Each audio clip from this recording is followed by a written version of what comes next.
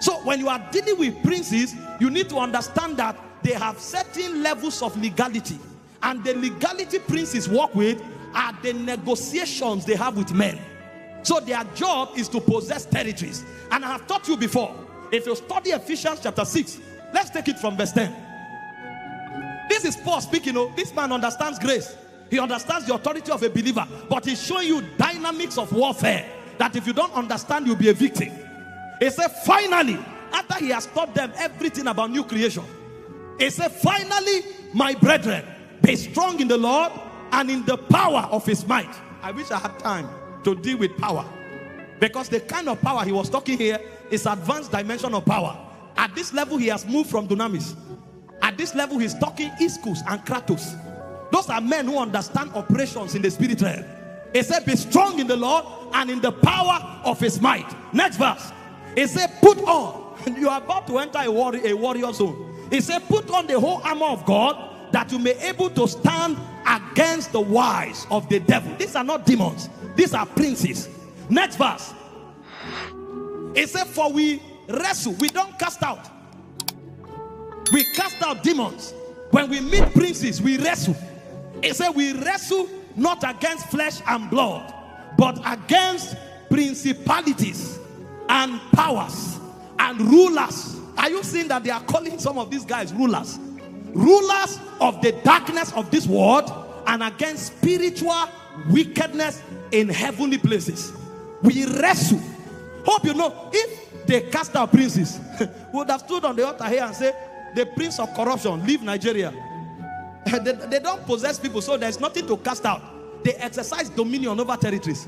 We would have showed up and said, the demon of prostitution, leave. The demon would have gone, but it's not a demon. This is a prince. He negotiates with men, and using their will, he finds authority into a territory.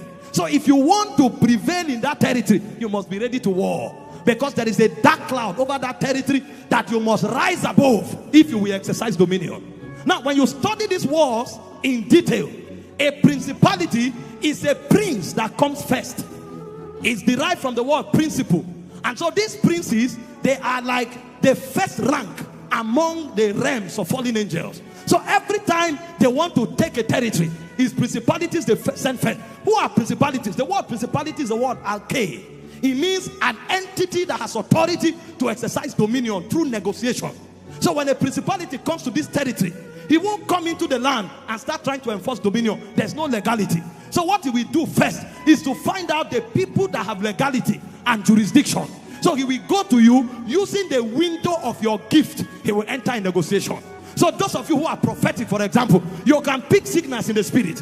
And so the principality knows that you respond to frequencies. So what he will do is that he will check to find out your lust.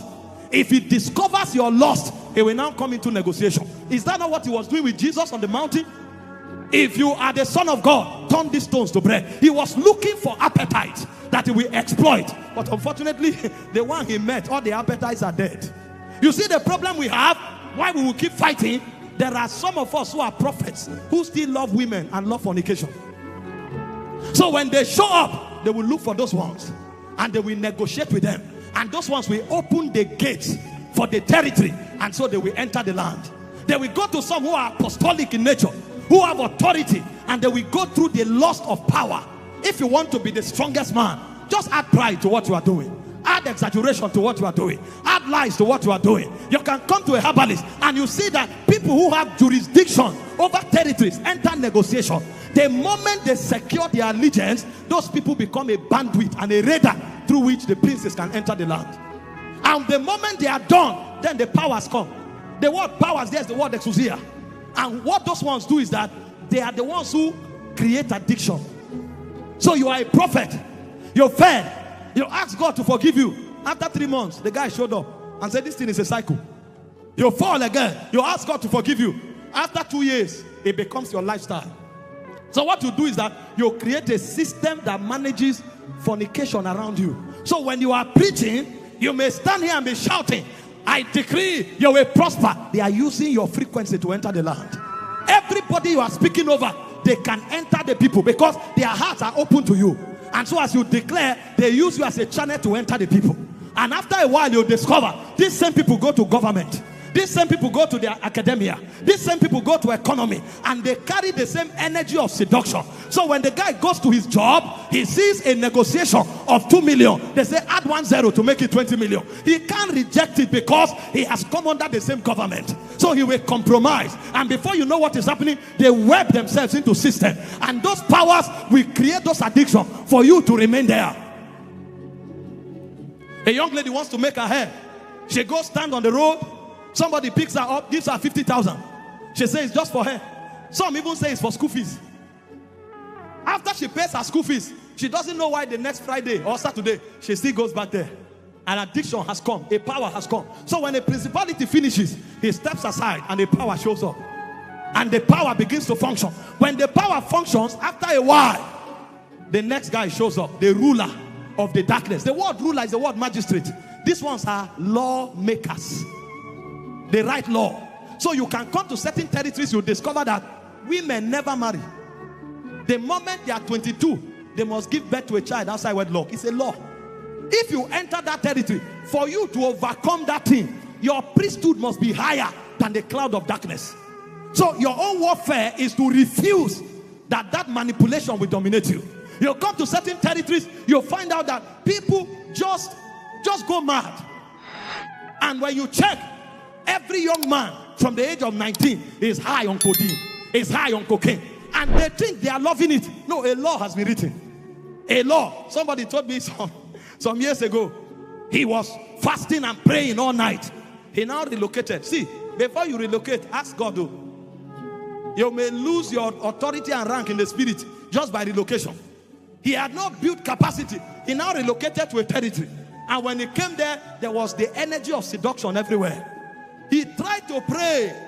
Prayer became difficult. Is it not me that just prayed 5 minutes I've ascended? What's going on? Okay, so maybe he was tired. And the next day he rested to pray. When he wanted to pray, he didn't know that the energy level in that territory was different. The gradient had changed. He couldn't pray. After 2 weeks, he discovered that lust had entered his soul. In 1 month time, he too was looking for a girlfriend. What turned an intercessor to a harlot? It was a territorial influence. He came into a territory where he didn't have stature to pierce through the cloud. He came into a place where his set of utterances could not disarm the prison. You know, you can be living where intercessors are and they have opened the atmosphere. So you show up, you are praying 10 minutes, you see a vision. You say, yes, we are seers. You can even start a ministry and say, you know, the Lord has sent us to a generation. It's that when your pride now moves you to a territory where those gatekeepers are not around.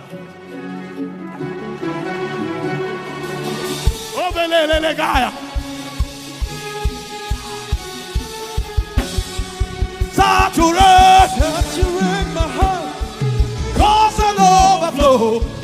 Oh, Emmanuel. Saturate my heart, cause an overflow. Oh, Emmanuel. See, I'm not putting fear in your heart. I'm showing you the dynamics of dominion. Why do you think when you come to church, all of you are high? But when you leave church and go home, you become tired. Because this atmosphere, we have cooked it. We censored it before you came. That's why you are seeing vision. You are praying, you are crying. When was the last time you cried in the market? When was the last time you cried in your bedroom? Unless you devise the technology to monitor and cook the atmosphere, you can't find that level of ascension. And the unfortunate thing is that the bank does not have this atmosphere. The market does not have this atmosphere. The school does not have this atmosphere. This is why warriors must emerge. It said, out of Zion, saviors shall arise. So that when you go to the bank, like Samuel, you will come with a radar. It said, Nayot in Ramah. There was a radar there. The moment Saul entered, Saul began to prophesy naked. Until warriors are born, that men who don't just carry mantle, but carry atmospheres, begin to emerge. We can't take the world. We can't take the world. Warriors, I'm telling you. See, when we begin to grow in warfare, people will no longer have mantles. Mantles deal with situation. There are men who will carry radars. When Samuel moves, he doesn't come with a mantle, he comes with a radar. So any city that Samuel enters, the whole atmosphere is open. Anybody can prophesy. Even if you are not a prophet. When Saul was prophesying, they looked at him and said, is Saul also part of the prophet? No, he's not part of the prophet. He came under a radar. That's not a mantle.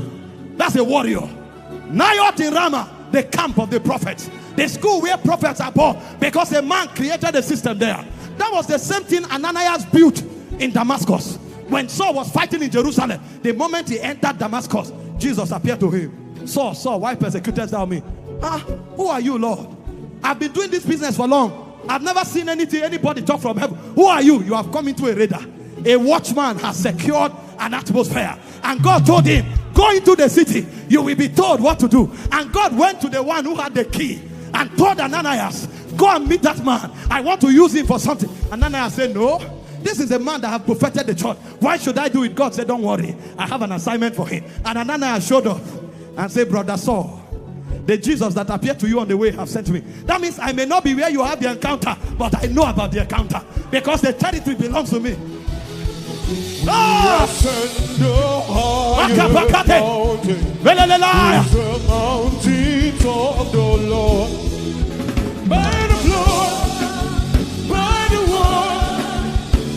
the Spirit, we ascend the mountain of the Lord. This is the very bottom of the Gadea. Ila kapone baraka poa. Alila kamate.